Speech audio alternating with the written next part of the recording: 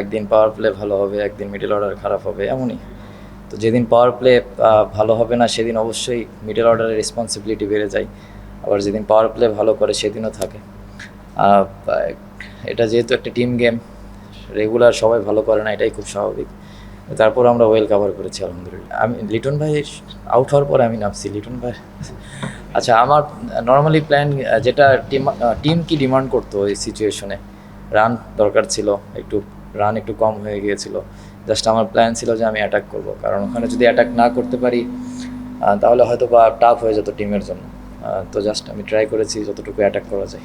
না, এই সাইডেও তো হয়েছে বাতাস, এরকম আসলেই কোনো কিছু ছিল না মাথায়।